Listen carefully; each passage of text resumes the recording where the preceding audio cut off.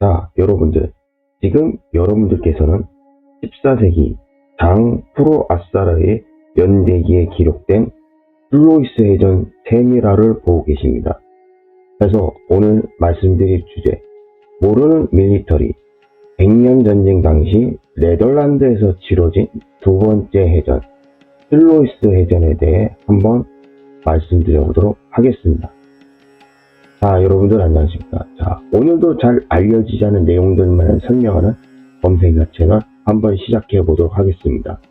자, 오늘 제가 말씀드릴 내용 같으면은 이제 100년 전쟁 당시에 이제 바다에서 치러진 바로 두 번째 해전, 바로 슬로이스 해전인데 말이죠. 근데 이게 아마 썸네일로도 나오겠지만은 이게 100년 전쟁에 관해서 좀 아시는 분들은 이게 좀 뜬금없어 하실 부분이긴 한데, 100년 전쟁 같으면 영국과 프랑스 간의 전쟁인데, 근데 어째서 왜 네덜란드가 거기에서 나오게 된 걸까?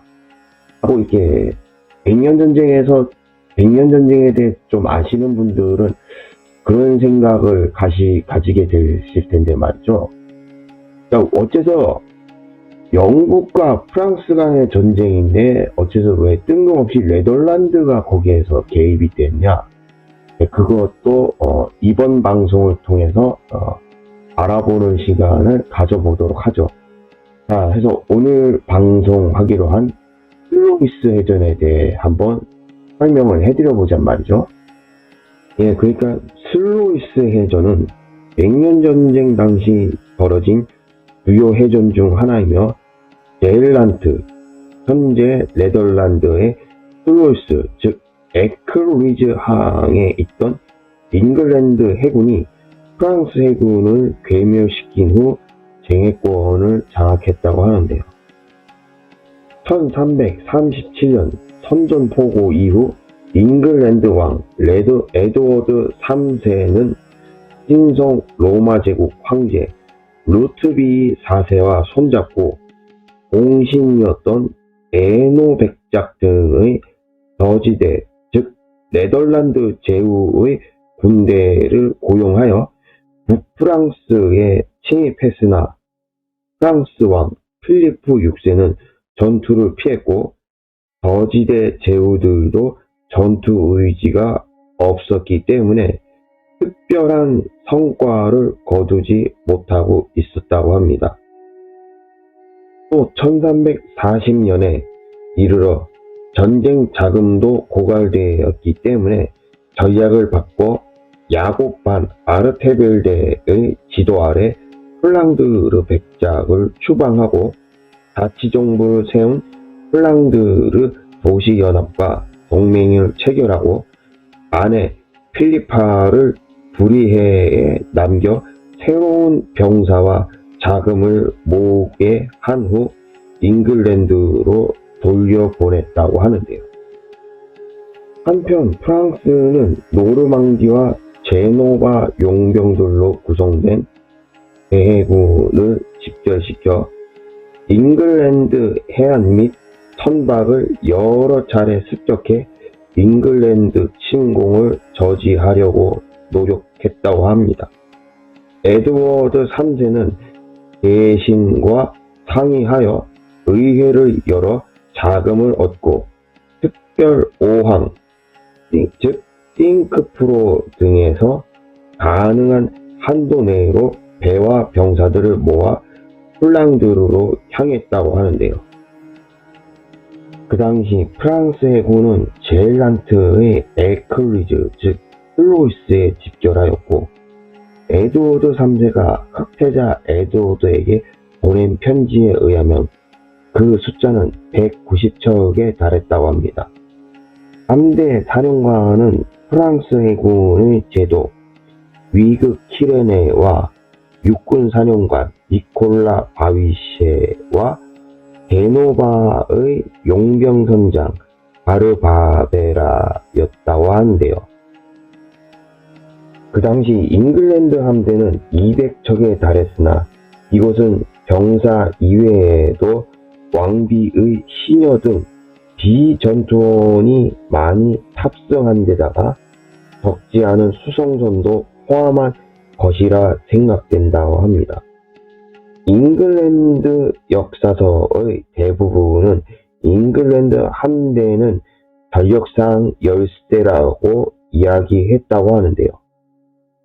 당시 프랑스어를 사용한 저지대 국가 출신의 연대기 작가 겸 궁정 역사가였던 장 프로아사르는 그 마스트가 숲처럼 느껴질 정도의 함선의 양의 대함대로서 에드워드가 공격을 주저했다라고 이야기했고, 제프리 리베이카도 그 함대는 전투 준비는 완벽했고 거기에 요새와도 같이 외관이 정렬되어 있었다라고 설명했다고 합니다.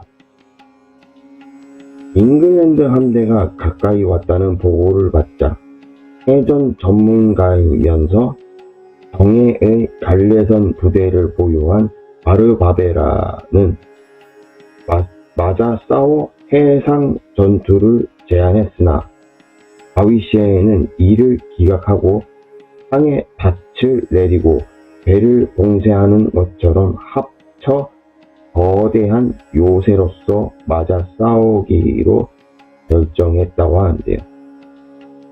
당시 해전에서는 잡다한 배들이 모였기에 통일된 행동을 할 수 없었기 때문에 전략적인 우세를 고려한다면 이것은 매우 상식적인 작전이었다고도 합니다. 이에 불만을 품은 바르바베라는 시야에 20척 정도의 갈래선을 이끌고 출격해 잉글랜드 함대의 일부와 교전하고 에드워드 3세에게 부상을 입히고 잉글랜드 선박 한 1, 2척을 납포하여 전장에서 이탈하는 데 성공했다고 하는데요. 에드워드 3세는 곧 부상에서 회복하고 함대를 정비한 다음 24일 아침 항해 주류 중이던 프랑스 함대와 대전했다고 하는데요. 잉글랜드 함대는 바람을 받으며 태양을 등지는 좋은 위치를 차지한 채 한 부대는 정면에서 또 다른 부대는 측면에서 공격하게 했다고 합니다. 당시 해전은 적의 함선에 뛰어들어가 빼앗는 것이 주체여서 말 그대로 백병전이었으나 잉글랜드군 우위는 그대로 저녁까지 계속되었고 홀랑드르 함대 약 50척이 참전하면서 잉글랜드의 승리는 확정짓게 되었다고 합니다. 또 프랑스 함대는 거의 모두 파괴되었거나 납포되었으며 연대기 작가인 베커는 피해가 400척이 넘었다고 적고 있으나 이는 과장된 숫자로 생각된다고 합니다. 익사자를 포함한 인적 피해도 상당히 많았다고 한다고 하는데요. 2명의 프랑스군 지휘관은 전사했으며 잉글랜드 측은 약 4천여 명의 사상자를 냈다고 기록되어 있다고 하는데요. 그 당시 프랑스 측에서는 패전의 원인은 바르바베라가 너무 일찍 전장에서 이탈한 것과 그 외 노르망디의 함선에 대해서도 프로아사르 등에 의하면 프랑스인은 이들 노르망디인을 크게 존중하지 않았다고 하는데요. 어떤 사람은 이런 해적이 죽더라도 우리들은 아무것도 잃을 것이 없다고 했으며 동에게는 이런 진흙장밖에 없다고도 했으며 프랑스 왕은 그들의 죽음으로 인해 20만 프랑을 절약했다고 합니다. 그들의 4개 월분의 급료를 지불하지 않고 없앨 수 있었으며 바다를 그들의 해적 행위에서 해방시켜 주었다라고 말했다고 전해진다고 하는데요. 또 기세가 올랐던 잉글랜드군의 공세는 성공하지 않고 같은 해 양국은 휴전 조약을 맺었으나 이것은 새로운 전투를 위한 준비에 불과했기에 1341년 브루타뉴 계승전쟁, 또 데이비드 2세의 스코틀랜드로의 귀국에 의해 본격적인 장기전쟁으로 돌입하게 됐다고 하는데요. 프랑스 왕은 새로운 제독으로 그의 종형제 루이 데스파뉴 또는 루이스 데라 세르다를 임명하여 새로운 해전에 대비했다고 합니다. 또 잉글랜드 측은 승리의 원동력이 해군력의 강약에 있음을 알아차리고 함대를 정비하고 브루타뉴에 있던 브레스트 등 거점을 쌓게 되었다고 합니다. 그래서 오늘 이렇게 이제 슬로이스 해전에 대해서 이렇게 방송을 해드려봤고요. 다음번에도 이제 모르는 밀리터리는 여전히 백년전쟁 관련된 내용을 통해서 방송을 해드릴 수밖에 없을 것 같아요.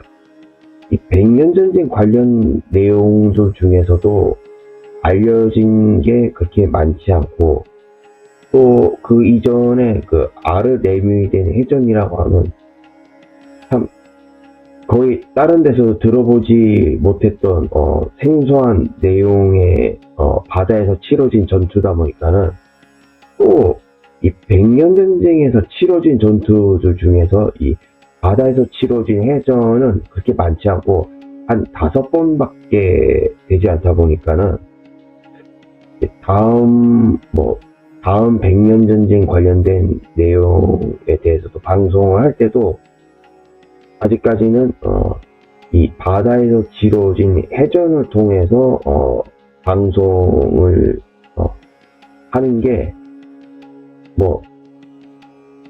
솔직히 적절한지는 모르겠어요.